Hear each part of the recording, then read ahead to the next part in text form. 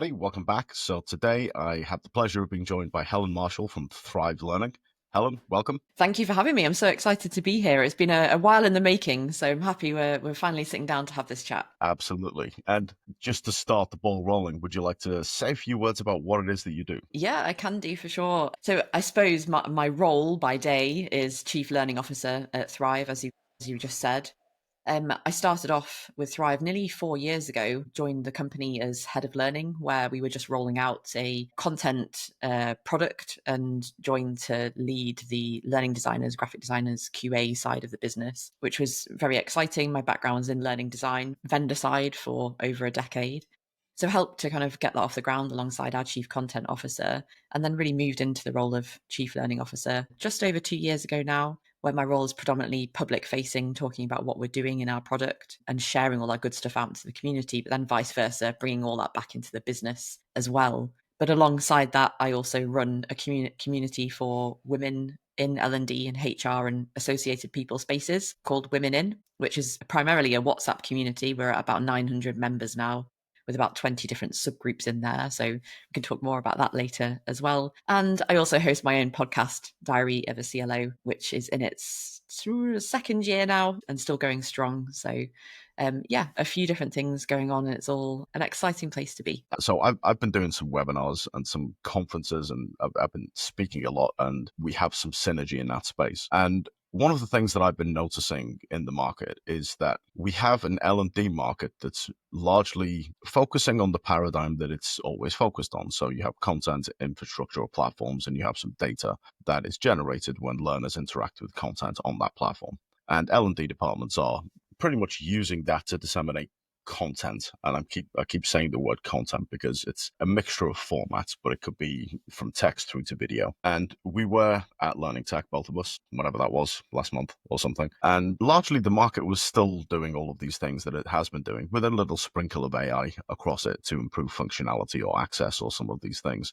And my reflection on that is that if we're doing the same things that we've always done, then we have a threat, a competitive threat from the world of AI. And that is that where you used to have instructional designers or you used to have graphic designers, now we can have a lot of these things done by AI in a way that, of course, if you have an expert who's using the tools, you're going to get a slightly different outcome than if you have a complete novice. But one of the words in the fair, in the Learning Tech show, was democratization. So we have a world where we could be putting these tools into the hands of SMEs, and they can be generating their own content. And that gives rise, of course, to this idea of competition with learning designers. We have AI could be replacing the role of learning designers if SMEs go directly to content. How are you seeing that whole picture shape out? Because you're much more close to it than I am in the vendor space. How are you seeing that work? Yeah, I think there's a huge opportunity for democratizing tools to help L&D teams and SMEs specifically create the right type of content. But I think there's still going to be a place for, I think, learning designers or graphic designers or whoever those learning teams are comprised of to work alongside those tools as well, but enabling SMEs to maybe create the things that they need to create and want to create more easily with a learning lens on it. So a lot of the tools that I'm seeing developed at the moment are helping people to understand what good learning might look like if they were creating content. So allowing them to, so if I'm thinking with a Thrive lens and we're thinking about the content creator we have built into our platform, which is AI powered, how do you structure the content? How do you break it down? How do you make it into an experience that is more manageable than just throwing information at people? So I think there's that kind of step that's helping more people to create better content for people, but taking a step back and understanding what that content should be or why you're using it in the first place, and whether you should be even creating something as well. As that's almost like a separate issue in itself that needs to be thought about. But I suppose from a learning design and graphic design angle, I haven't yet found or seen an example of content that is absolutely amazing without the representation of a human in that process as well. So yes, we can create cool stuff, and yes, there's stuff that looks good and is okay from that is AI generated, but if you are a learning designer that is using AI tools and AI powered tools to help your process, you're going to get a better outcome. And to your point, maybe faster than you did. Well, definitely faster than you did before. So I don't think we're yet at that place of everyone might be replaced. I think it's going to be the changing angle of how what your role looks like and how you can leverage tools around you and adapt to that as well, and maybe become a little bit, hopefully a lot more savvy in how you approach learning design based on what it is you're actually trying to create in the first place as well. So I think there's a few things going on there. I don't see it as a bad thing that SMEs might be given tools that can help them to create content in a better way, in a faster way, particularly as so many learning teams don't have much resource, don't have much budget. So if we can help teams in that way, then brilliant. But yeah, it's interesting to see what that role of the learning designer or graphic designer looks like over the coming months, I suppose. Yeah, I want to tease that out a little bit because I've got slightly different opinions, I guess, than some out there in the market.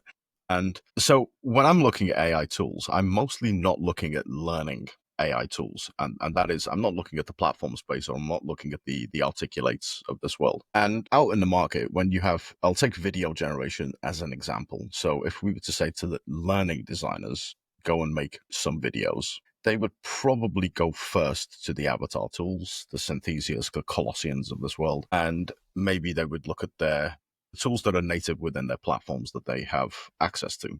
And then they would have obviously the barriers of governance and what their IT teams are allowing them to use. But if we move outside of that space for a second, just think about graphic design rather than learning design, because these two are slightly different things. And we have lots of tools in the video space. So from Sora and VO through to like Kling and Minimax and some of the more capable tools that are coming out of the Far East. And all of these are able to generate, highly sophisticated cinematics. So we're moving into a very different world of video. But this is what graphic designers are doing or video designers rather than learning designers. And when we think about learning design, we almost pigeonhole it into, well, you have this tool set or these capabilities or these rules that you need to follow. And my mind goes into two different directions. So direction one is what's the world doing rather than the learning space. And the second is, if we have rapid access to information at the point in time of need, whenever I want something, I can query an agent and I can get a response, then there's a potential conclusion to those two things, that either we have really amazing experiences, visually stimulating and all of these things, maybe emotive, or we have access to information. And when you have access to information, you have a potential for learning design not even to be a part of the equation, because we're not necessarily thinking about pedagogy. We're thinking about information access. So with these two this fork in the road, is there still a necessity for learning design? Yes, I still think there is. I think what you're talking about there in terms of tools that are able to create emotive experiences is really important. So if we're thinking about something like Google VO at the moment, so we have early access to that through our content builder in Thrive because we're in partnership with Google. At the moment, we can create videos that are 7 or 8 seconds long, really, at the end of it. So what value is that bringing to someone? But I think if you're thinking to the future, what is that eventually going to look like and how are we going to create that something that is, and I think I'm going to pick up again on your point that it could be more emotive. I think that is interesting to think about, and what type of content will be created, what type of experiences are people going to access in the workplace specifically. So I think you're right, looking outside of authoring tools that many people think of when they think of content creation and learning is the right way to look. And we're always looking for inspiration to kind of bring into products that are on the market. But again, it's what are you trying to create and what end point are you trying to get to? And I think it's that point which learning designers should be bringing into the equation of actually what's the outcome we're looking to get out of people. It's not I want to create a piece of content and therefore that's my job, that's why I'm here. It's the process almost a step before that of actually should we be creating something in the first place. So I think that almost that more strategic learning designer is definitely going to have a place in the conversation. But then to your point around access to information and people kind of being, if they know what to search for and they'll be able to find what it is they're looking for, hopefully utilizing the various tools and information that they have within a business. I'm not sure. I'm on the fence about whether and maybe you can explain a bit more about how you see the role of a learning designer playing into that. Because for me, that's if we're creating technology that can provide access to something, then that's great. So where does the role of the learning designer fit in that process for you? I suppose maybe a little bit more of a context on that would be useful. Yeah, so what I'm talking about is we currently have RAG systems which work with text, and the accuracy is up and down depending on how you design it. But that's a technology play, not a learning design play. And you could say we could argue that learning teams should be curating that information, but typically that comes from the business. And I've worked in businesses with learning teams. I've never been on the supplier side, the platform side. And typically, what I see businesses doing is you have maybe one of two or three swim lanes happening within a learning team. So the first one will be something about around compliance. So SMEs from a business will say to learning teams, we need to get this message out there. Here's a PDF or a PowerPoint. This is exactly what it has to say. Go and turn that into e-learning or turn it into a facilitated session. And that will typically not have any learning design in it. So I think when we talk about learning design around those kinds of requests, it's a little bit fallacious because we would say that learning design is very important and somehow we're gonna make a video out of this, or we're gonna have an image there, or maybe we'll have some multiple choice questions. It's not very high level design.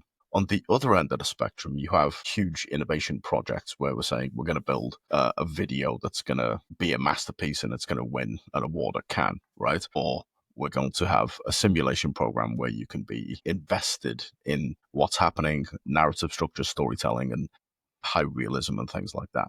We have high impact learning experiences. And there is, of course, a role for learning designers alongside every other type of designer that needs to be in there, from level creation or set creation all the way through to rendering and lighting. And learning design is just part of that whole mix, because you can't have a full experience without everybody playing their part. And then you have this stuff in the middle, which is slightly different. Maybe we're going to buy an off-the-shelf content library or something that's a little bit more playable.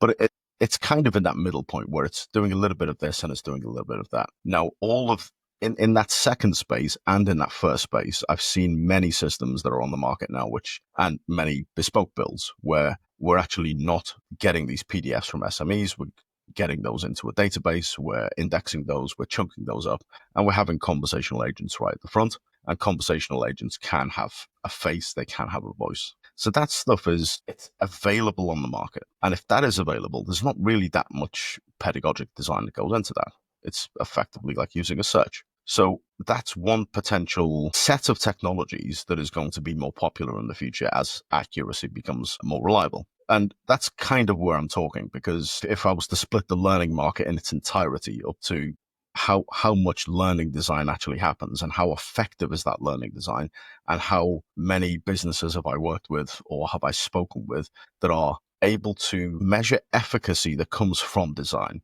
What kind of percentages are we actually talking about if we just disseminate information versus if we have a team of expert learning designers working with that information to create an experience? Is there a difference in outcomes that we see? Now, I don't see many businesses really measuring that stuff well, and I don't see many businesses really working in that space. So that's kind of why I teased the thread a little bit. Yeah, I think for me there's an intersection there also with the difference between learning and comms as well, and how you can provide the right information to people at the right time in the simplest way possible. Part of that is making sure that the content that those models might be drawing from is the right type of content.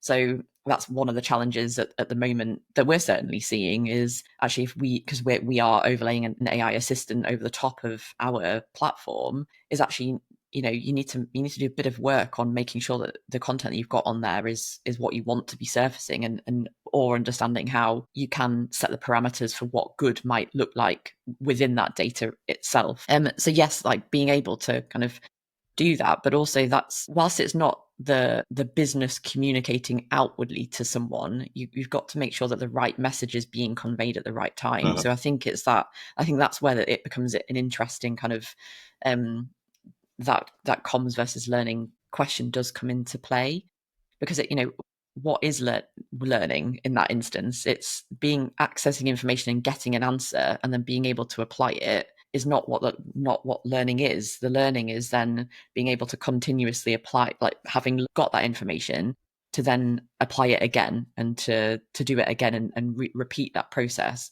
without having to do that. So it's that kind of memory formation of I've got the information that I need, I've gathered what I need, and now I can do that part of my job again and I can repeat that process. So it's that kind of, how do we make sure that that's happening within a business, and that kind of repeating of information or repeating of action and the right actions and the right information.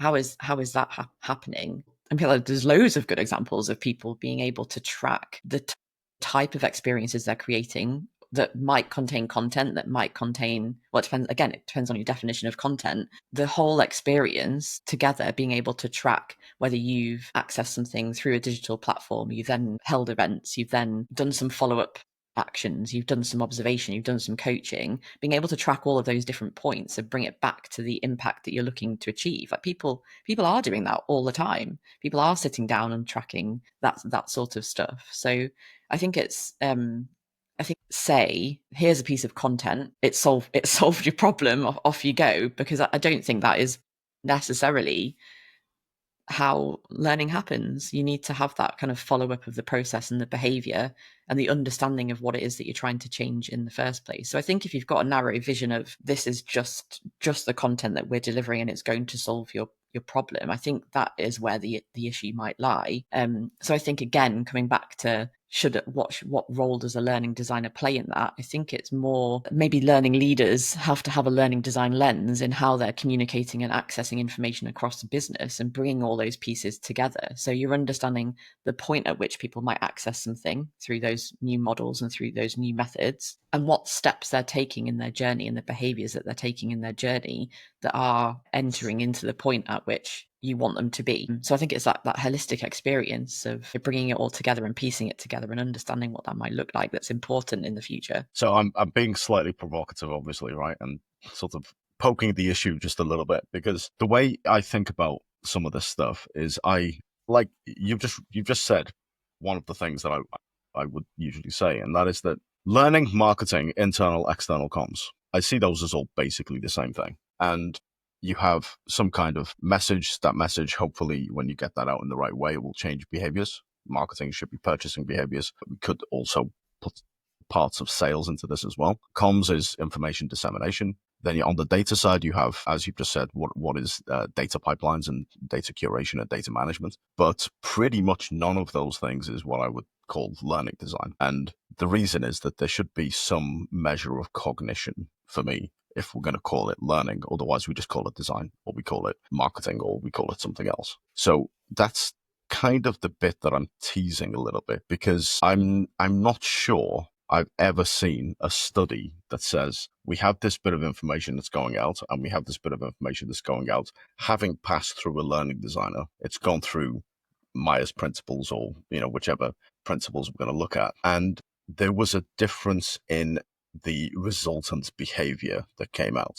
I'm sort of doubting that piece. Have you ever seen that? Specifically around whether a learning designer was involved in the process, or because I think there are, I mean, if I think about some examples from Thrive as an example, and this is where my point around who is it that is the learning designer in a business, and are we talking specifically around I have the title of learning designer, or are we talking about people who might be heads of learning or learning managers, and are they the ones that should have these skills within their skill set as well? Because I think personally, I think that they should, and should have an understanding of how good learning is structured and brought together. But if we think about, and now I'm thinking about projects that we work on in Thrive with our customers, and thinking about where the role of a learning designer would fit in a lot of the projects that we've personally won awards for. And I don't know, I'd have to go back and have a look at this. Again, to my point, if we have heads of learning or learning like leaders that are in that headspace, then that's positive. But again, you'd have to look at what background those people are coming from as well. Let's take Ann Summers as a really good example. They had, and this is an interesting thing, because to your point, someone created a piece of video content about how they sold hosiery in their stores at the till. So when people were about to check out, they'd say, "Oh, actually, have you thought about buying this pair of tights or whatever?" And they were really good at upselling at that point. And so that person took it upon themselves to create a video just talking through what they do at those points and how they approach that. And they uploaded it to the platform, and the learning manager in that instance suddenly realized that that store in particular, where this video had gone to and lots of people had seen, had a much higher sales rate because people had been accessing this video. And so she created an experience that brought that video into it, as well as creating some more structured kind of webinar, let's talk through this and let's go through some of these steps, as well as some supporting material.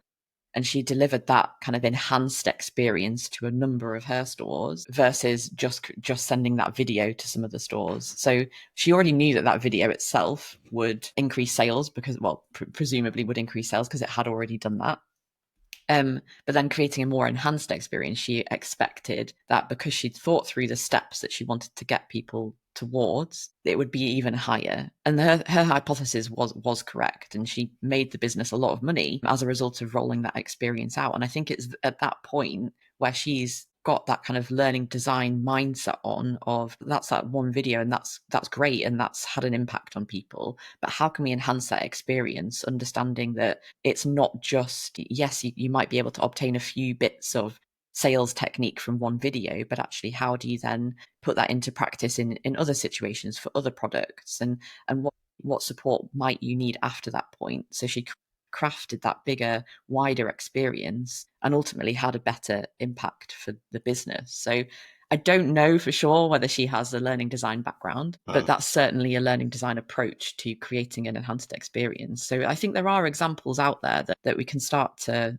look at, but maybe a wider piece of research. Yes, I agree. I've not seen anything specifically around the impact of high quality learning design, but that doesn't mean it's not out there. Well, the example that you've just given, well, what I took from that, and it's really helpful to explain that kind of thing to me because I learned from that as well. But the example that you've just given, what I heard was we had business metric that was identified by a person in a business. We had an intervention that seemed to lend itself towards increasing that particular measurement. And we had the ability to create a system around that we could share with other stores, thereby potentially increasing sales volume or increasing revenue. All of that stuff that I've just said is independent of learning design. It's the systematization of good practices. Now, maybe that's a good role for learning leaders to be taking in a business, and maybe that goes towards this idea of performance consulting and things like that. But the reason I'm phrasing it this way is that when we start to think about the AI-powered future that we all have, the skill sets and the things that we might need to do might need to be a little bit more diverse. And my perspective, to be challenged, but I'll say it anyway, my perspective is that some of these older roles that we have where somebody is just a learning designer or just an e-learning developer or, these things might need to evolve to capture some of these skills that we're talking about. Because if we think about business performance and we think about the systems that need to enhance business performance, and we think about the spread of those systems or practices within a business, that is slightly different to what I would say a normal learning department does right now or did 3 or 4 years ago. So there's always room for this kind of great practice, but I think the skill sets need to evolve slightly to bring that in. Yeah, I totally agree. I mean, to your point right back at the beginning, there seems to have been a kind of a status quo in the industry that sometimes feels like it's challenged, and then things go back to kind of normal, and then something else comes in. But there's always that kind of underlying let's try and shift a culture, let's try and have an impact. But actually, it's the same conversation that's happening over and over. And so there are definitely kind of outliers on either side of that. So there's a kind of that status quo, but then there are people that are doing really good job and people that aren't that great and they're still quite behind the times. There's the same with role descriptions a lot of the time. So I think you're absolutely right that those roles need to shift and change. The roles needed within a learning team are definitely shifting and changing.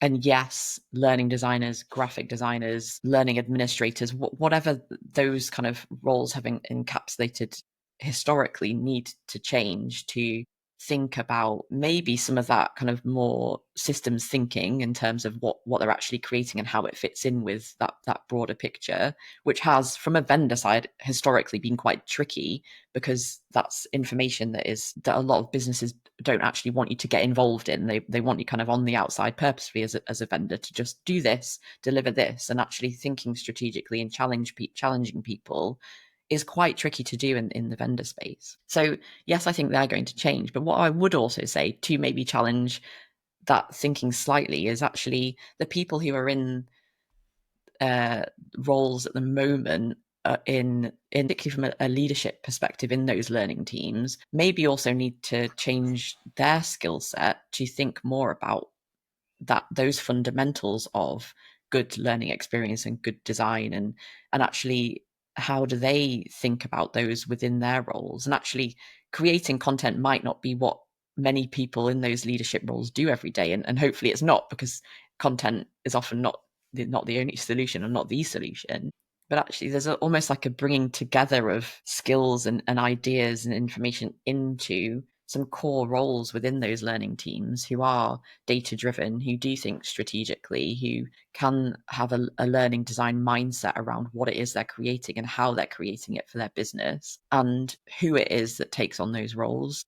And how many of those roles exist within teams is definitely going to shift and change over the coming, well, I keep saying months, but who knows? Like, is it years?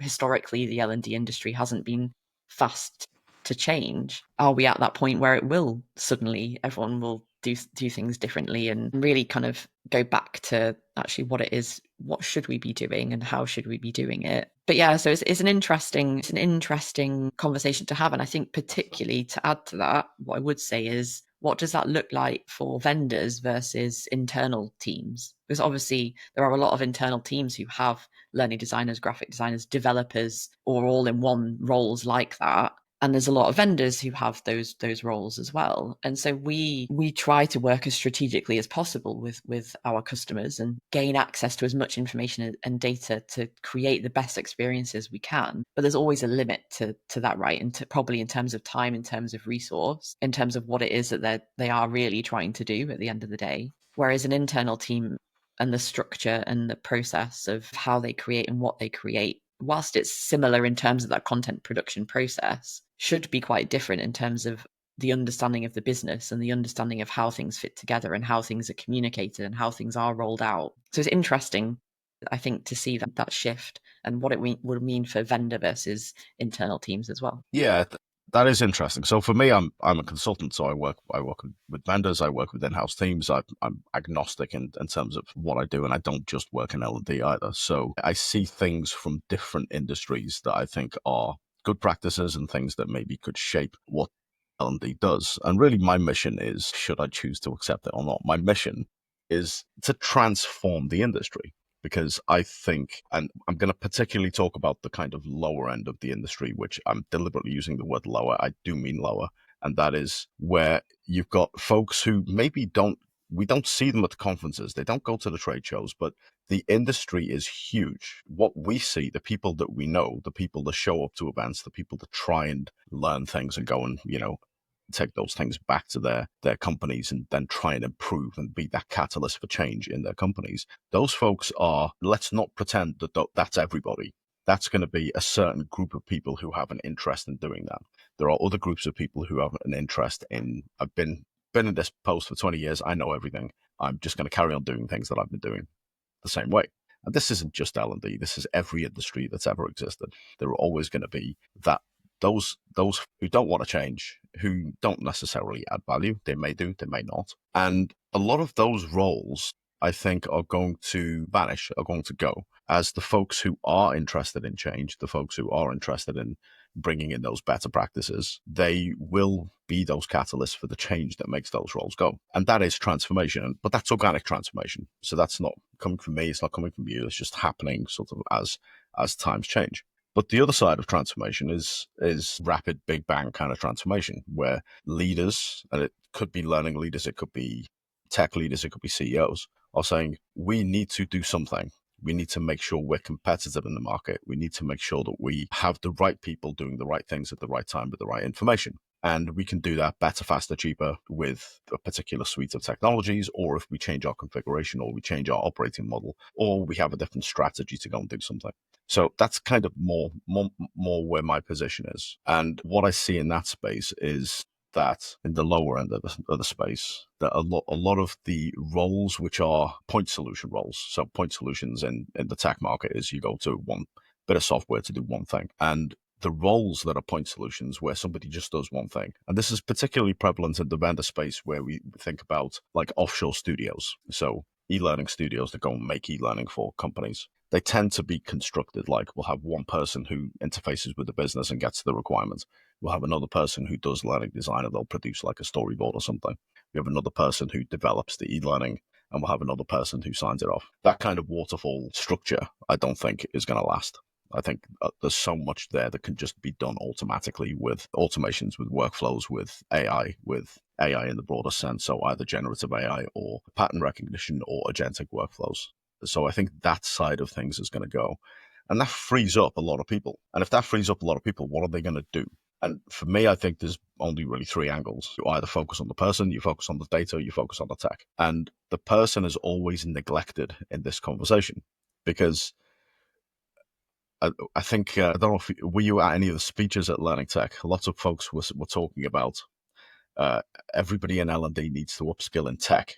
I can't think of a weirder thing to say because you got lots of people who focus on the humans, who focus on cognition, who focus on the employee experience, who focus on behaviors. And you say, you guys, go and upskill in tech. What's the outcome that we expect from that? Are you going to go, are we expecting CLOs to go sit at the next board meeting and challenge the CTO and say, right, you know what? Now we're the tech people. They're just going to get laughed out of the room. It's not going to happen, right? And then in that situation, who looks after the people? We need somebody to look after the people. We need somebody to be thinking about human hierarchies and skills and what people should be doing and their well-being and all of these other things. So I think one of those pillars definitely should be people focused. What do you think? I mean, it's our whole role in learning and development should be people focused.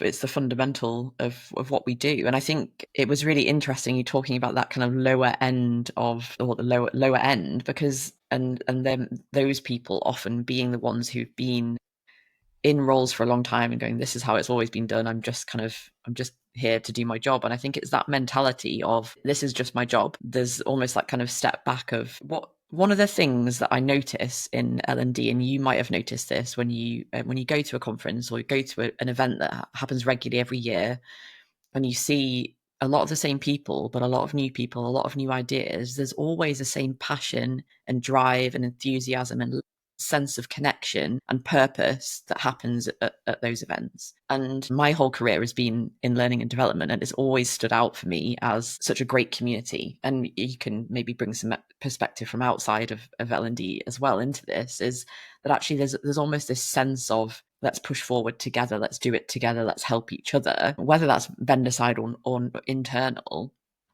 Actually, there's that also, there's a sense of this isn't good enough. We need to push for change. We need to do things differently. And there are a lot of people who want to do that and who are trying to help their organizations to move in that direction. Mindset of someone who works in L&D needs to be like thinking forward and having that kind of obviously a learning mindset, but that growth mindset of how we can do better and how we can change what we're doing. And I think, yeah, having those roles that there are people that turn up to work every day who sit there and just say, this is my job. I'm just going to do what I need to do, and are not worrying really about what they're delivering and the impact that they're having. And I find that quite difficult to sit with, because as a learning professional, you should be trying to kind of prove that and do that and better yourself as well as your people. So I think there's that mindset angle there of what type of attitude are we bringing into these roles as well. But absolutely, we should be people focused, because if we're not people focused, who's going to be? And yes, upskilling on things like AI and understanding the impact that it's going to be having, but ultimately the impact that it's going to be having on how you deliver things that are having an impact on the way people show up, can operate, and can behave within a business. That the commonality across any of what we do is how we're making people have a good experience and show up as the best version of themselves in order to push the business to where it needs to be. And that's ultimately what we all should be doing, I suppose. Yeah, I think you're right in that uh, there is a community that is pushing in a particular direction. My worry is always that these are just the people we see. These are the people that show up. These are the people that interact with others and form this community of practice, which has you know, my let me share, right? So my sister is a science teacher in a secondary school. My mother was a teacher and is now retired. My father also at some point was a teacher and has retired. And I'm the guy who's gone off and done corporate learning and then, some other things. So I'm not the teacher in the family. But it's a noble endeavor to be concerned with the betterment of others. It's absolutely a thing that needs to happen in society, and it needs to happen throughout the life cycle of any person, because we all have this motivation for self actualization. And how can we do that if we're not learning? It's an innate human condition. And the people who facilitate that, it's a noble cause that they're trying to do. And factors are sometimes against us. And, money and resources and other agendas don't always let it happen. But this is the community of practice that we have at these conferences. And a large part of my point generally is that whatever our expectation is of people, any attributes, any human attributes tend to be normally distributed across a population. So we have a mean and we have some folks who are either side of the mean, and then it tails off. And the folks that we interact with, they're going to be on the higher end of the industry because they're learning, they're sharing, they're absorbing new information, they're taking those practices back. I'm mostly concerned about the other end of the curve because a lot of folks don't do this. And if they don't do this, they're going to resist that change. It's a really interesting place to focus your attention, I think, because a couple of things, and I agree that people need to shift what's going on in the spaces that we can't see, and what impact is that having on an industry, and great to focus on that and to think, how can you raise the bar for them, I suppose. But what's interesting to me there is that when I've heard, so Jamil Qureshi, who is a mindset coach, he's worked with a lot of sports people, golfers. He does quite a lot of learning industry events. He's done some Thrive events, but he's done them for other people in the industry.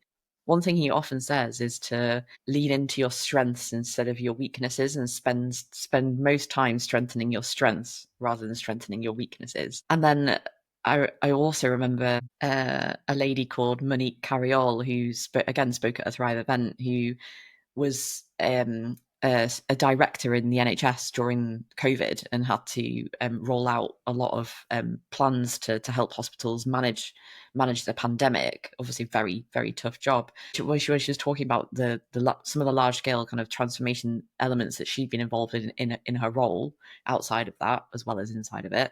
She was talking about how bringing people along on the journey is important, but to focus primarily on the people who are with you and who are like, actually, I get this, and I know where I need to go, and I understand what the ideas are that you're trying to get across. So that kind of, not that you should leave people behind and that you should work on those people eventually, but that kind of idea of strengthening your strengths and focusing on the people who are on your side as a starting point is, I suppose, where like my mindset would initially go, is who are the people that are forward thinking, who are looking to, maybe they're not there yet, but at least they're thinking, I want to get there, and how do we help each other to do that? But completely openly, like I'd not even thought, who are the people who are not doing any of this and who are kind of in the dark shadows somewhere, not not know, like maybe they don't even know that that's what they're doing, maybe they don't know about this possibility. And I know I'll talk about this in a second, about this idea of the definition of innovation. I know we spoke about this last time, and like I guess kind of an interesting correlation there. But I suppose, what are your thoughts on that? Because I think it feels a bit surprising that actually, let's not strengthen the strengths, let's strengthen the weaknesses. So I'm kind of saying that we need to do both, because strengthening your strengths is nearly always easier than examining your weaknesses in terms of the mindset. And because I speak a lot and I also go to a lot of conferences, I have noticed this kind of trend on the conference circuit. That is, some folks will say the thing that you want to hear and everybody will applaud, and then you go off and then you book them again. Why wouldn't you? They made you feel good. And this thing about strengthening your strengths, it's such an obvious throwaway comment. that I don't necessarily give it credence without having heard the rest of the speech. Because yes, we all do it, right? If I go to the gym and I particularly like one lift because I'm good at it, I'm going to keep doing it, and then I will get an imbalance. I would be disproportionately built towards that one thing that I like to do because I'm good at it. But it's kind of like the meme. I don't know if you're on Instagram, but you see the meme, particularly the stuff that I follow, would be like, don't skip leg day, right? Why do we skip leg day? Guys tend to focus on upper body, and they skip legs because they're usually slightly weaker than the upper body is. Don't skip leg day. Don't neglect your weaknesses. It's so widely said it's almost a trope at this point. So, and another slight tangent is I remember when I was doing my MBA, the very first paper, because an MBA is like a series of modules, and you go through, you write a little mini dissertation on everything. And when I did this, I did note that while I will work on my strengths, I should also work on my weaknesses, because it's not something I should neglect. I should make sure I'm well rounded as a person and as a character. Now, if you extrapolate that to the industry, we can work on our strengths, and the people who are our strengths, they're already with us to some degree. They're out there, they're being curious, they're learning, they're trying to change, they're trying to absorb information, they're trying new things, and they can try all they want if they're held back by people who don't want to change. So we need to kind of tackle both if we're going to have meaningful transformation in the industry. That's where I'm going with that. Yeah, I don't mean completely ignore your weaknesses, but I think that's the starting point of what, and I guess this comes into kind of a coaching mindset as well, as of understanding what your blind spots are, I suppose. And that's obviously I necessarily would be classed as a weakness. Maybe weakness is probably not the right term, I suppose. But yeah, I agree. Like you're not completely ignoring one or the other, and there's probably a balance. But I think it's that starting point of how do you kind of emphasize those strengths, and then maybe spend some time looking at those other areas. But yeah, it's interesting. I think that difference in and how you can approach, I suppose, different areas, and people who are going to be supporters versus people who are going to be naysayers, and how you, if you have a larger, I suppose it comes down to the psychology of a group as well. And if you have a larger group of people that are singing from the same hymn sheet, it's easier to start bringing other people along on that journey as well, which may sound a bit cultish now. I've just said it out loud. It's like everyone's doing the same thing. But, from a marketing perspective, that's certainly how things work. There's that element of FOMO. There's that, how do I get involved in what's going on over there? And kind of that kind of bringing people along on the journey becomes easier because people feel like they're missing out on something valuable. And that's often how initiatives are rolled out within businesses, right? That you have the pilot group, and if the pilot's a success and people start talking about it, people want to be involved. And so it's that perspective, I think, of like understanding what those positive strengths might be that might help some of those other people come along on the journey. I suppose what we're probably saying the same thing, we're just maybe approaching it from slightly different angles. Yeah, I mean, this kind of critical mass theory is, yeah, absolutely. You do need that momentum from a critical mass. The thing that I worry about, though, is that I've got no idea how many shadow people there are, right? And that Yeah. sounds very cultish to say, but of the people we see in conferences, what's the total population of L&D workers globally? And how many of them go and attend things? Because again, having been in-house, I know the way it goes. If somebody wants to go to a conference, you've got to cross the right palms with silver to get things approved. You've got to show up in the right place with the right smile and have the right friends to get your conference attendance approved. So it's not always easy, and therefore it does become a select group. A little bit like leadership training, right? You have leadership training in organizations, and they say, right, we're going to set aside this budget for these people over here. Everybody else, fend for yourselves. Go out into the woods and find your berries, right, so you can eat. But these folks at the top, they've got their budgets. We're gonna focus leadership training on those folks. And for me, I would say even with that, it's you want leaders at every level of your organization to push things forward and to mobilize change. So that's another area where I think that the masses are often neglected. But I also think while you're saying that, we have no idea how many people are hiding in the shadows and doing like challenging the agility and innovation that's happening within an organization. I suppose my mind always goes to, but also how many people are in the shadows doing really good work and having huge impacts for their organization, and also pushing the agenda of L&D even further into the future. We don't necessarily know about it. And I think that's really exciting as well, to think there's so much more out there, and there is so much more out there. Not everything is on LinkedIn. Not everyone is on LinkedIn. And not everyone can come to those conferences. So what is going on? And so I guess question for you, how do you find that out? How do you find the people that you want to focus on and that you want to access and you want to shift their thinking and their mindsets? So, because I go into companies and I've worked at companies as well, and it's not always around, sometimes it's around like process bottlenecks, for example, right? If you were doing process analysis or you were constructing workflows, you'd want to figure out what your bottlenecks are. When you do that end to end with any organization, you will figure out what the bottlenecks are pretty quickly. You'll know who's the person that's going to say no to this. Everybody knows, right? You work with any client, who's going to object to this the most? Everybody will point to the same person because everybody knows who it is. So it's easy to figure that out. But your point around, sometimes these folks are doing great work. I had a guy I used to work with, and I won't name him or say when I worked with him or what organization it was. But Mysterious. I know, but he was the kind of guy that didn't show up to anything that was outside of core hours, right? Even if it's a meeting, if it's, drinks after work, whatever it is, he would never, ever be there. He didn't want to go to meetings. He was a grumpy guy, right? But he did some amazing work, that guy, right? He was a really good graphic designer. And, you'd look at his stuff and go, fine, stay in a bedroom, do your thing, do what makes you happy. Don't mingle with anybody, right?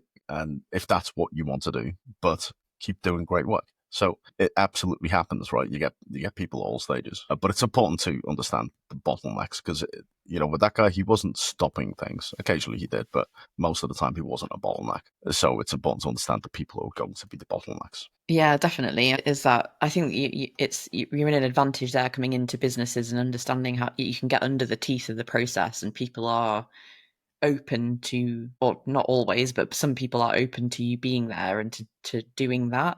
I suppose it's how do we tell the stories of people that are on the peripheries, that don't have the budgets to come to events, that don't have the loudest voices, but actually might be doing good work as well. So I guess there's some food for thought in that as well. One thing I actually wanted to ask you about was I watched your summary video of Learn Tech Oh the other day, no. posted on Instagram, and Yeah. the fact that there were a couple that were interesting. One of them though was kind of your overall summary of what you'd seen and what the experience was like.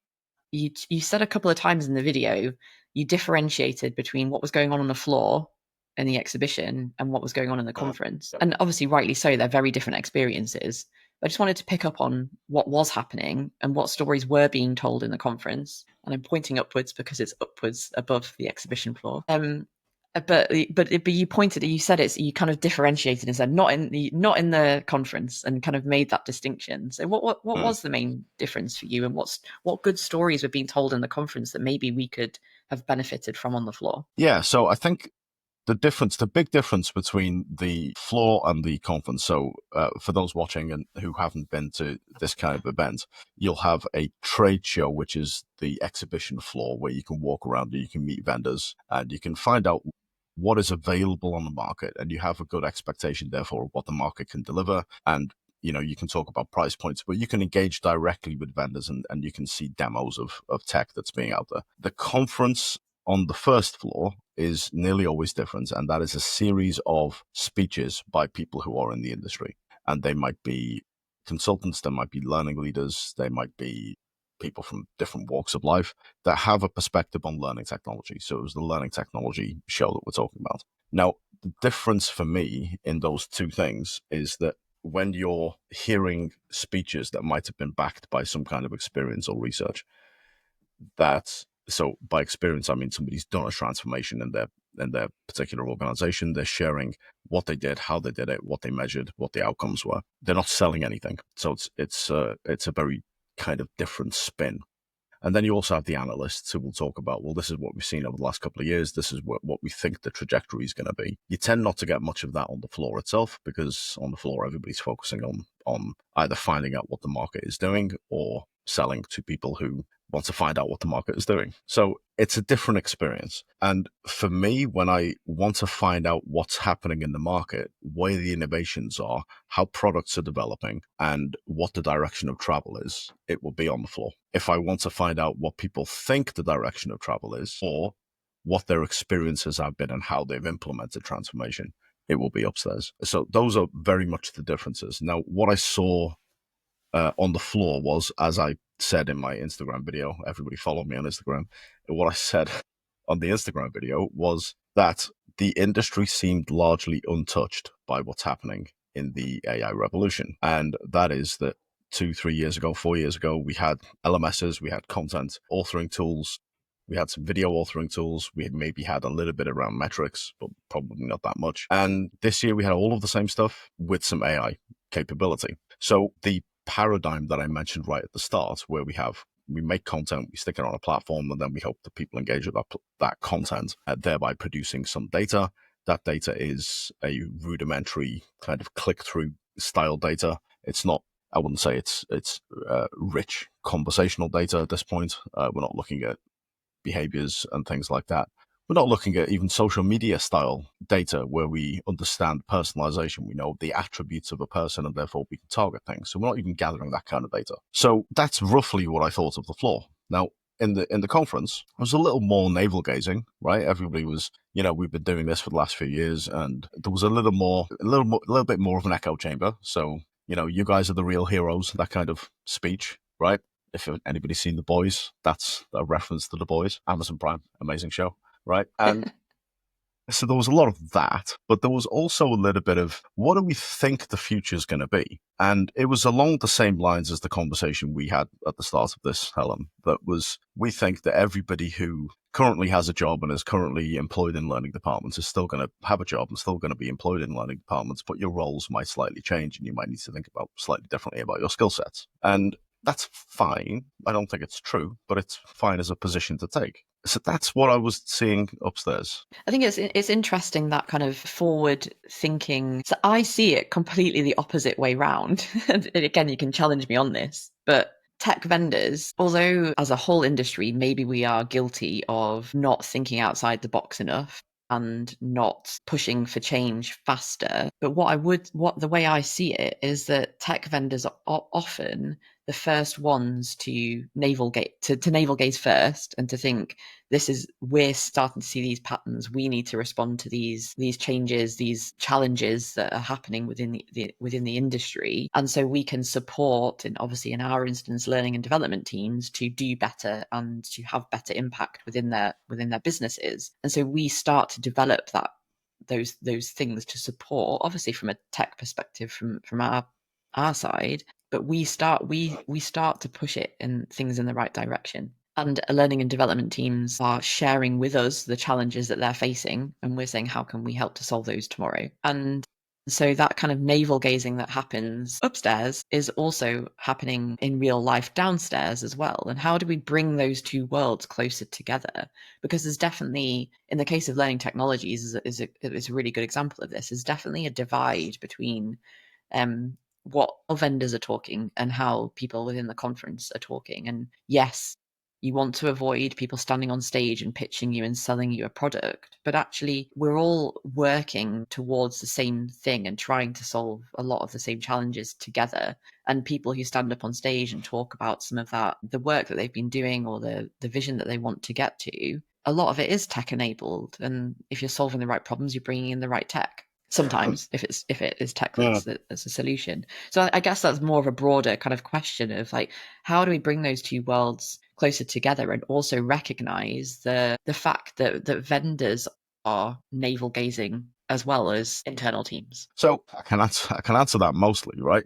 The entire industry doesn't know what's going on.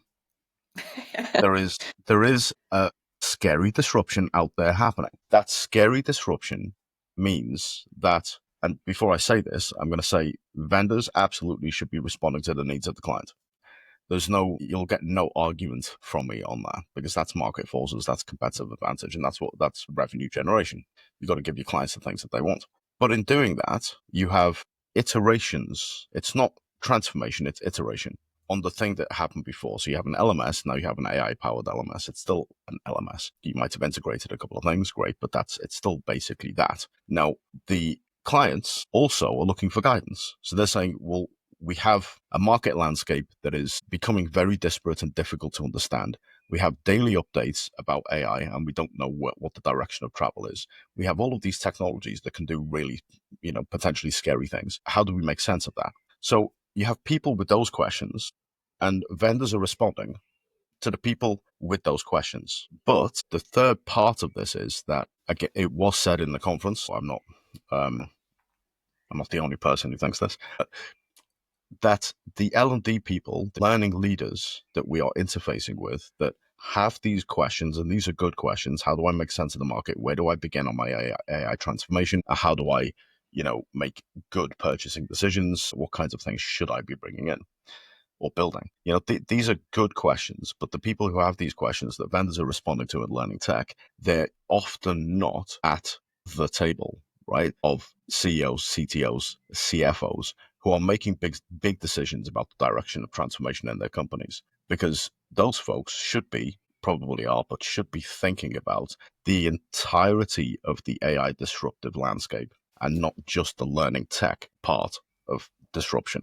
So when you have decision makers who have the entirety of the AI landscape, and they're not necessarily sharing that with the people who are the clients of the vendors that are in the show, vendors are responding to those people who don't have a complete picture of the information. So it's almost inevitable that to some degree we have a show where everybody is kind of saying, what's happening? What should we be doing? So there are these big questions, and nobody really has a complete set of information with which to answer those questions. Now, the vendor point is vendors are, to some degree, curious tech people as well. So they'll be implementing cool and wonderful things in their tech. But where do you put your money? You're going to put your money into the thing that your client wants. So Yeah, it's an interesting balance, I think, of what I suppose the challenge for me is if you're a learning leader or a budget holder in a learning team, why do you not know what your business is driving towards? How do you do your job at a very fundamental level if maybe you don't have a proverbial seat at the table and you're not in the C-suite and you're not on that table and part of those broader strategic conversations, but you should be understanding what is going on in that space, and in some way it should be communicated to you. And if it's not being communicated to you, or you're not understanding what it is you're driving towards, how are you delivering against that? And I think that's, and ponder that as a learning leader. How do you get yourself in those conversations and understanding of those conversations, and reflect on what it is that you need to do and you need to deliver in order to help the business move the needle on the things that are important to the business. Like, that's very easy to say and maybe not as easy to do. But why is it not easy to do? So I suspect, and I'm massively generalizing because some learning leaders will be absolutely part of decision making, right? But let's draw the generalization out as long as we can.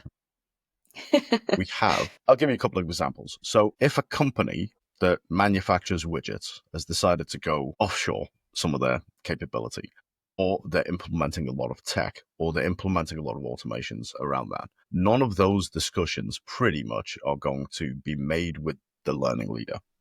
Those decisions are going to be made somewhere operationally, and then when the decisions have been made and plans have been drawn up and it's ready to implement, then somebody will go to the learning team and say, we need these kinds of interventions, we need these kinds of skills, go and make a training program. Now, I'm being very, almost ghoulish caricature drawing here, but that's one potential example where you can see very clearly that there would be no learning leader in the decision-making process. Another one, slightly more close to home for some of our viewers potentially, is your IT team might have made the decision to implement Microsoft Copilot, and they've done that with an AI and ethics committee made of a couple of people in operations and maybe some SMEs.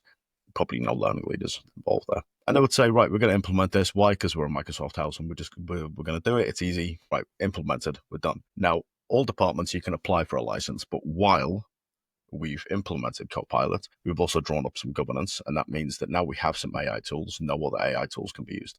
Learning leaders say, well, we use X, Y, and Z, articulate, thrive, whatever it is that we use, have AI capabilities now. Oh, we'll have to do some due diligence on that, the IT team say, because part of our governance process is that you shouldn't be using anything that we haven't sanctioned, right?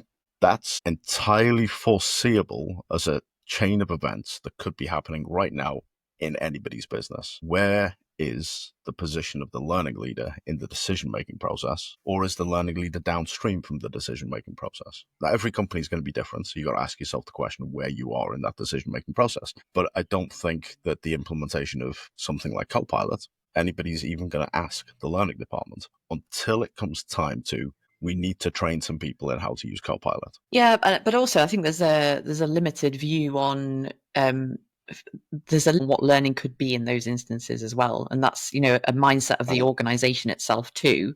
But it's also the question around why is that happening without a learning leader or a learning voice in the room, and how could what benefit could they bring? That's also partly the responsibility of a learning leader to say, I know there are going to be things like this happening across my organization. Where do I need to be, and who do I need to know, and how do I get myself in those situations where actually I am either considered or I can put myself there to ask the right questions. But as a business, how do you then, and part of that maybe is the business then recognizing the impact and value you would bring in those situations and including you in that decision-making process in the first place. So I think it's, there's, like you say, there's going to be people on and businesses that are on different stages of that process, and different individuals who are either putting themselves forward and making space for themselves in those instances, or they're actually thinking, how can I get involved in that as well? But then all of that aside, you still have a fundamental goal as a business, not many goals that you're working towards and objectives that you're trying to reach. And, everybody within the business should understand what those are. And a learning leader should be able to then break those down and say, I can deliver these projects against to achieve those goals. And it's not just a case of someone saying, well, now we're rolling this out, now we need some training on it. It's actually what else is going on in a business that actually you can help to change behavior and encourage people to get better at their jobs, and to again piece that behavior change together. And it's not just, I'm going to deliver training on something, it's, I'm going to create an experience that ultimately leads us to selling more widgets, to your example, or to using Microsoft Copilot more effectively to deliver more widgets. Like what's the step up from that, I suppose? And that, I feel like that's an interesting pain point at the moment within the industry, is what's is stopping those people. And it's probably other people. Like maybe that's the answer. People are stopping people. Probably. And I'm not disagreeing that the utopia that you've described is probably what businesses should be doing. But the realities are that there are instances, there are decisions, there are reasons why learning departments or learning leaders maybe would not be part of the decision-making process. And it varies from business to business, of course. But it's foreseeable for me that folks are not part of those discussions. As somebody who has my own business, if I had a learning leader, I don't have a learning because I don't need one. But if I had a learning leader, I wouldn't be involving them in some of the decisions I'm making, right? It's just, it's a thing that businesses will do. So that's why I think there is this discrepancy in the market between what you see on the floor in an exhibition, what you see in the conference, and then if I was to go to an AI summit where folks are talking about the innovations that are coming out of that sector, there would be almost no relation between these two things. When a learning tech show is saying every stand you go to has some AI thing happening, it's mostly not related to what I would see in an AI conference. And that's why I say it's a completely different world, right? It's almost completely untouched, because I'll give you another couple of examples. So I was speaking with some vendors on XAPI. You remember XAPI?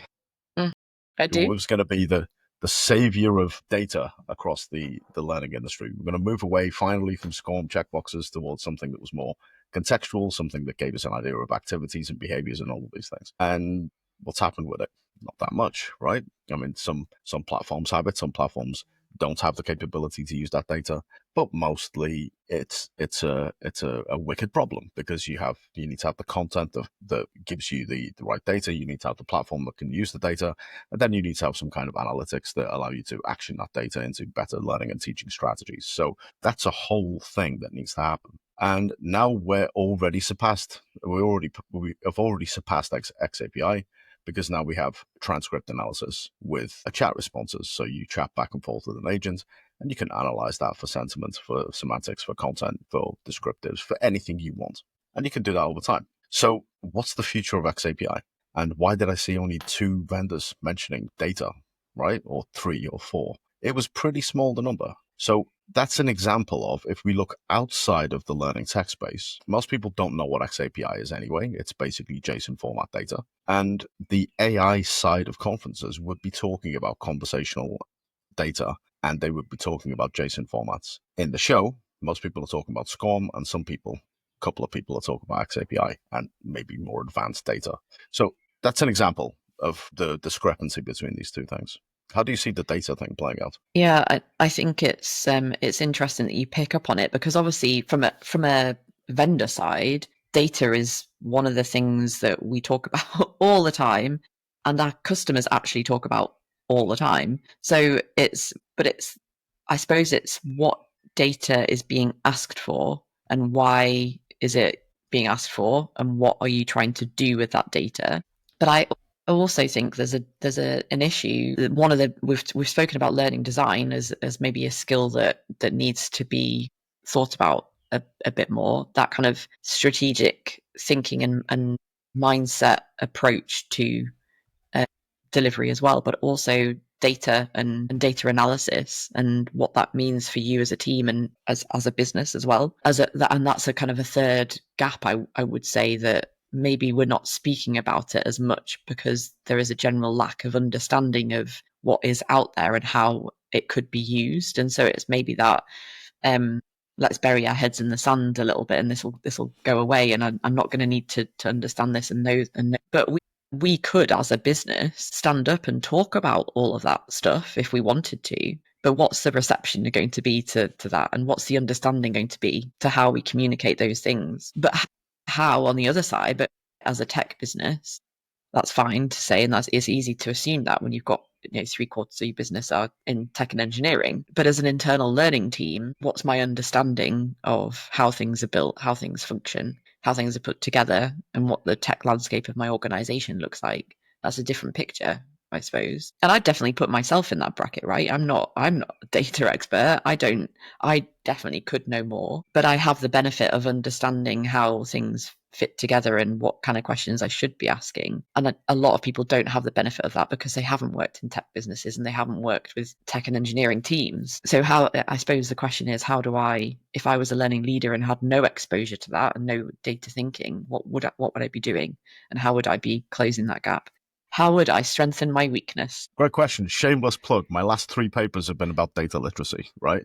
Because even though I'm in the AI space, what's the biggest gap? It's not the basics of AI. Go learn about ChatGPT, right? There are thousands of those out there. And if you can't find those, then look harder, right? But data literacy and how that works with the rest of the kind of AI strategy piece. Data is the fuel for the engine. I've said this 1,000 times, right?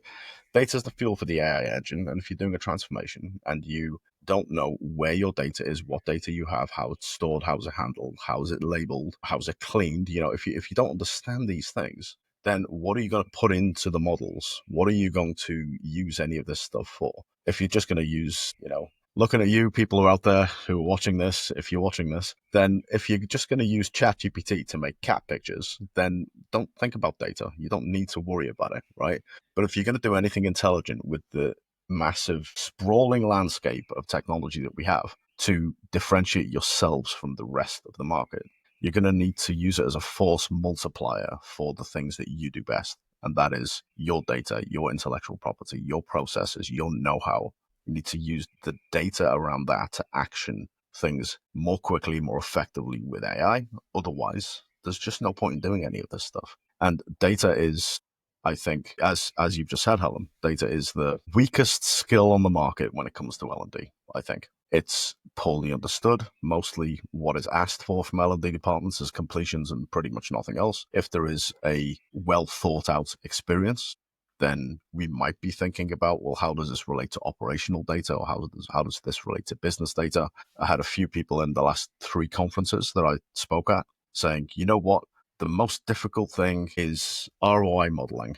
We're unable to do it. It's like the $1 million question. Somebody said this to me. I was on stage with somebody. If you're watching, sorry. But anyway, I was on stage with somebody, and the person said the $1 million question is, how do we model ROI from learning? Like, that's not a $1 million question. I've done this a few times in my career. It's multivariate data modeling. It's not difficult. It's systematic, and you need to be thorough, and it takes time. But is it difficult? It depends on your skill set, right? Now, how long, Helen, you probably know this as well as I do. How long have people been talking about ROI and data in learning? Long time, right? More than 5 years? Yeah, you could learn data science in 5 years. So if it was a priority, people would know it by now. I suspect it's not a priority. I suspect, as you just said, Helen, that lots of people showed up in the conference, said the word data a lot, and that meant that they talked about data. It's not the same thing as really scrutinizing what it is that you need to action. What do you need to report on? What data will tell you whether something has been effective or not? These are very different things. Yeah, and I've spoken about this.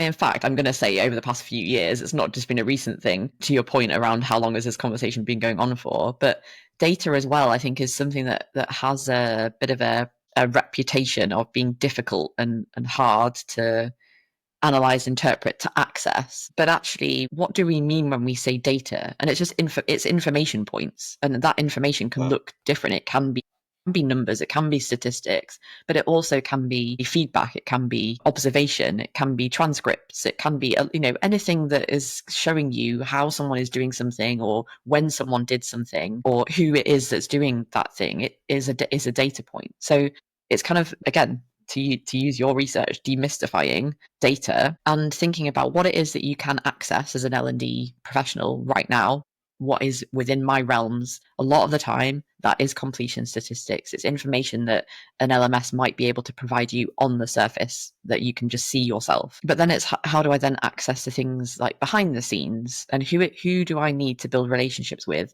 to access the right information that starts then piecing that puzzle together. And I think this is where AI is crucial in helping L&D teams to create a picture of data that's I feel like that's the biggest part that teams have historically struggled with, is maybe they even get to the point where they have all those data points. It's right now, how do I analyze that, and what do I do with them, and how do I draw that analysis of this data together? And that's where AI can really be beneficial, as long as you're understanding, to your point earlier, how what you're creating and how you're bringing that information and how you're putting it into an AI model, is whether it's safe and whether there's any kind of issues around what it is that you're creating and how you're asking the AI to analyze what might be sensitive information. But it's easier to start making that kind of those steps towards being data literate within your organization than it is to just not do anything and just be happy with, like, 10 people have viewed this piece of training and therefore it's been a success. And so I think it's like, Yeah. just being kinder to yourself in understanding that it can be quite complex, but actually starting it and then thinking, oh, actually, I really need some information from my HRIS that I need to contact my HR team about, or I need some data from our sales team on something, and bring that kind of information together and start looking at some patterns, and maybe you'll end up with some interesting summaries and analysis on your plate. Yeah, I think so. I think so. I mentioned my last three papers. So I've got a data literacy framework. Before that, I've got a hierarchy of data for L&D. And before that, I've got data literacy in relation to data culture with a collaborator from the US. So, I've thought about this a little bit, but there's a slightly different point that springs to my mind. Have you seen Rocky 3? I'm going to say yes, but my memory of anything in films is terrible. So what you're about to say could be new to me. I'm sure it won't be. Come on, Helen, right? Rocky 3, right? That's the one where he fights Mr. T as Clubber Lang, and he has to retrain. No spoilers, but it's a 40-year-old film or something. But Rocky loses the fight to Mr. T because he doesn't have the eye of the tiger, and then he has to go and get his hunger back, right? His drive, his ambition to train hard, better himself, and then eventually he wins. He overcomes that. That's the journey for that film. And the song "Eye of the Tiger," I'm sure everybody knows that song. But the point there is that if you're hungry enough for it, then you will go and make it happen. And for a profession that's been talking about data for 10, 15, 20 years, to not have gone and opened the book and looked at what is data seems weird to me, right? But it's one of the huge gaps in the industry. And that to me means one of two things. Either we don't have the eye of the tiger, we are waiting for somebody to tell us what it looks like, or it was never really that much of a problem in the first place.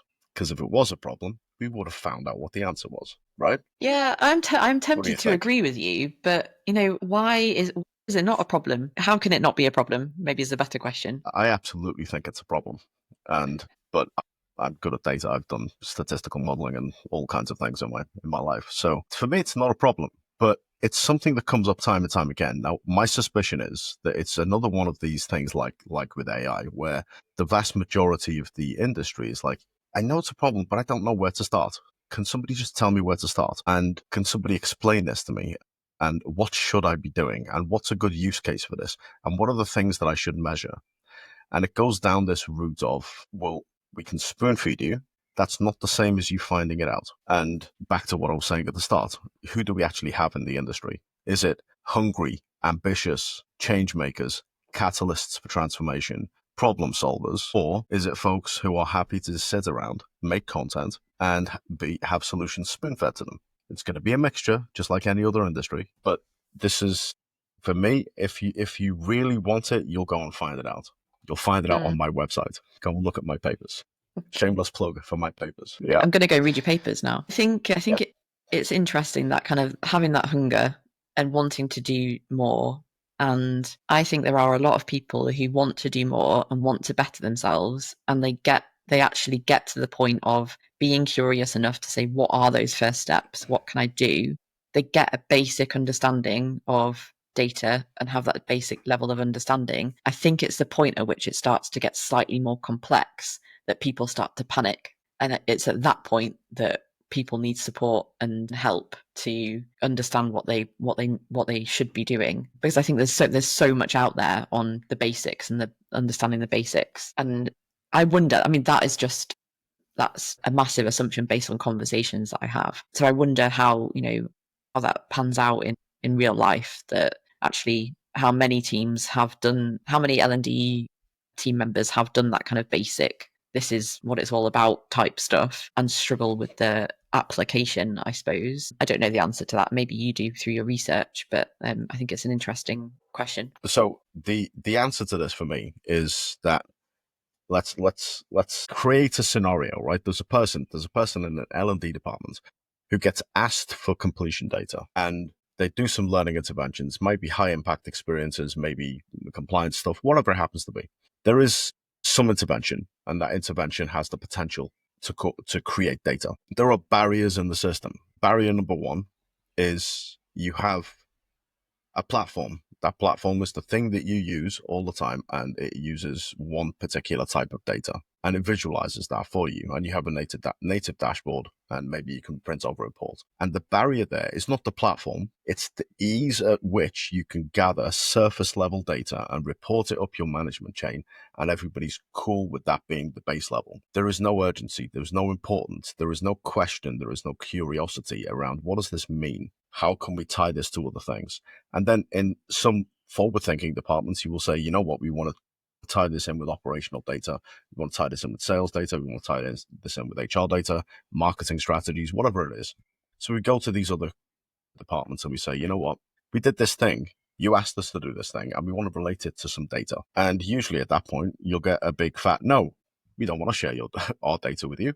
Why should we? Right? So you've got like a series of barriers that happen in the chain of gathering data.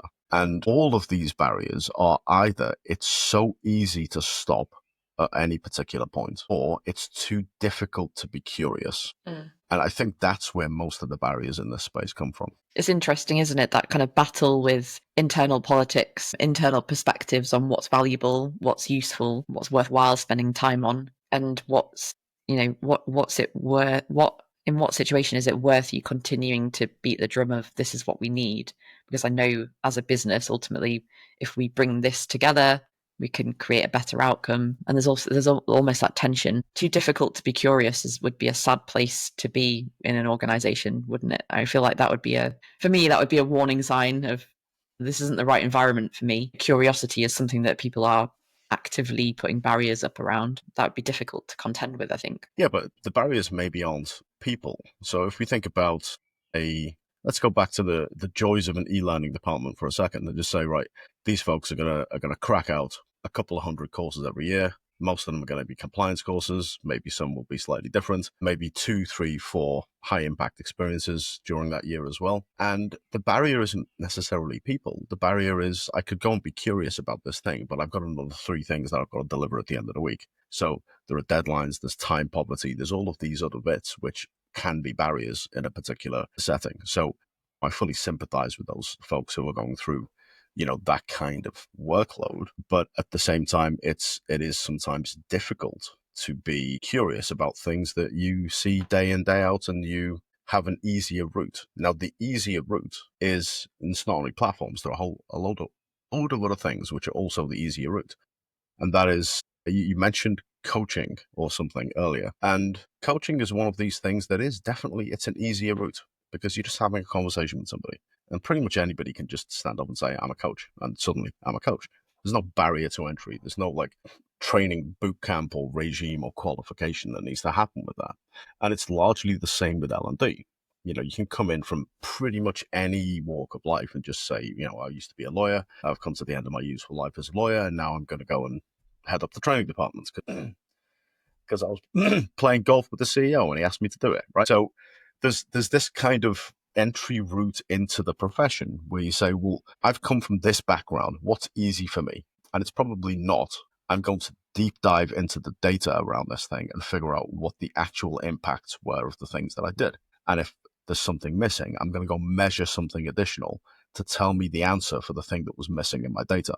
That is usually not the easiest thing to go and do. It's usually easier to just go and do a bunch of other things. So there's a lot of that, I think. Yeah, and I suppose then, how are businesses creating the environment for people to be curious and be motivated enough to be curious and to feel invested enough to use that curiosity to solve problems? Because if you're in an environment that you feel it's not going to matter at the end of the day whether you spend the time bringing this data together and understanding it, finding a missing piece of data and telling a better story. If it's not really going to have an impact, if it's not going to be recognized, if you're not even in an environment that encourages that type of thinking, then of course you're going to sit and look for the easier route. So I think there's a bit like that brings us back to a even broader questioning around what environments are being created within organizations that actually encourage people and motivate people to solve the right problems for the business and ultimately move the needle on the business objectives that they're working towards.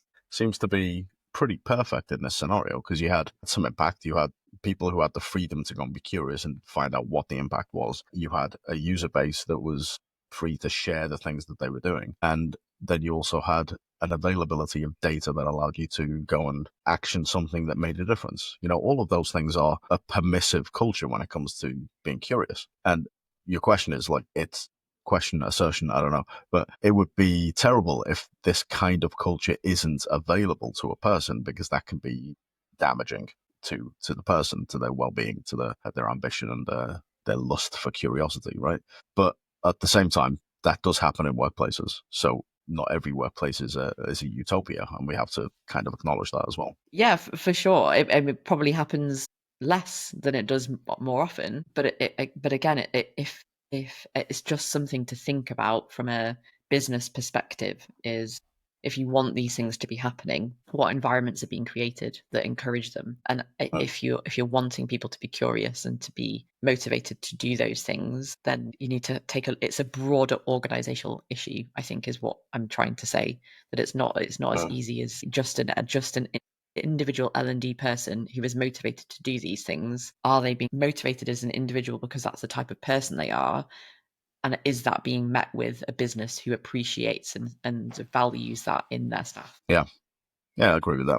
So just to pivot for the last few minutes onto something more, a slightly happier note for those of you who are watching, there's always going to be a question. And that question is always going to be, we have this disruptive landscape. Things are happening. Maybe your work culture doesn't allow you to go and find out data. Maybe you have issues with purchasing things, going to conferences, whatever it happens to be. So there is a problem statement with some issues around it. How do you resolve? What should you be doing in your future to try and cope with some of these things? So the last point, I guess, Helen, is that if someone's watching this and they're in an L&D department and they can see the changes on the horizon and they want to take these next few steps to try and improve their skill set or make some kind of change or be that catalyst for whatever the next thing's going to be, what kinds of things should they be doing? I think we have actually already covered a few of these things through our conversation, but it's going to be absolutely no surprise to you that I'm going to say leverage your relationships with the vendors you are already using to better understand the technology that's available to you as an individual already. Because I think people often implement rollout tech and then sit back and maybe utilize it and maybe utilize it effectively, but on their own. And how can that relationship be enhanced through a better understanding of the technology through the vendor's perspective? So whether that's through a relationship with an account director or a customer success manager or whoever it is within the vendors that you're using, just try and get that bigger picture and understand what they're trying to drive towards and what other things within your business you might be able to impact by leveraging technology in the right way. And that's kind of a two-way conversation in terms of us kind of being that consultative partner to dig into that. But then secondly, I'd also say that you need to think about the community. Again, this is probably not going to be a surprise, but think about the communities in which you're part of. So if you're not part of any, how can you put yourself forward to be part of them? Because it's that interdisciplinary perspective that is really useful for L&D. So yes, look at groups within the direct industry that you work within, but actually look for things that take you outside of your norm, so you can bring diverse perspectives into everything that you do. That might be community that exists within your own organization. There might be kind of groups that are, and I'd say interdisciplinary from a departmental perspective. So what's going on across your business might be useful to start thinking about that, but also definitely outside of the realms of what you normally do on a day-to-day basis. I think that fresh perspective can really help you to combat a lot of the challenges, but also to, and if we take the case of women in obviously the community I mentioned right at the beginning that I run, so many people connect within there to in order to bring a different viewpoint into whatever it is that they're doing, whether that's from I'm delivering this kind of workshop, how do I approach it, to this is the business challenge that I'm facing, how have you delivered this before? And there was a great conversation the other day about people developing skills frameworks and how they'd approach that and how they actually do that and maybe do it faster than they have done previously. So really think about that. So really leverage your relationships with your vendors. Think about the community that you're part of, and then lastly, to our point in our discussion just now, think about where you're at on that journey with data. How important is it to you? How motivated are you? What does the landscape look like within your organization, and how can you start telling stories with the data that you have access to now, and then enhance those stories with future additional data down the line as well? Absolutely. I fully agree with those things. I would say I'll throw one on the bonfire myself, and that is, so my first point is always going to be, if you have a problem, go and find out the solution first. Don't let anything stand in your way of your burning curiosity. I think that's, regardless of which field you're in, I think that's something that everybody should go and do. The second thing is that the vendor point is absolutely there. I know it's kind of easy to think, these folks are just trying to sell me stuff. But I've never come across a software vendor that didn't want their software to be adopted to maximize impact. Everybody wants to see the things that they've worked on be impactful and have a purpose. So talk with those folks, absolutely. And the third thing, you've mentioned the point about community. I'm going to mention a different point, and that is that be aware of the literature in your space. There is lots of scientific literature out there around data, around learning, around artificial intelligence, around tech, around adoption, around all of these things, which do impact what we do on a day-to-day basis in the learning space. So make sure that you're aware of all of that stuff. I don't think it's acceptable, to me personally, it's not acceptable for learning folks to have a conversation with me about pedagogy and not be aware of what the literature says, not be aware of what is effective, not be aware of educational theory, right? If you're having a conversation around data and you're unable to talk about statistics, that's also not very acceptable. So make sure that you are at the top of your game and go back to the curiosity point and find things out. I think those would be my takeaways. Go and do those Yeah, things. great point around the literature as well. I think it's a missing gap for a lot of people. Maybe coming back to time, not through people's lack of wanting to do it, but maybe investing the time can actually lead to a greater depth of understanding further down the line. Absolutely. So, on that bombshell, Helen, it's been amazing. Thank you for spending time with me today. Thank you so much for having me. It's been great. Good stuff. So, if you're watching this on YouTube, don't forget to like and subscribe. And if you're watching this on Spotify, don't forget to follow the channel. And we'll see you next time. Thanks.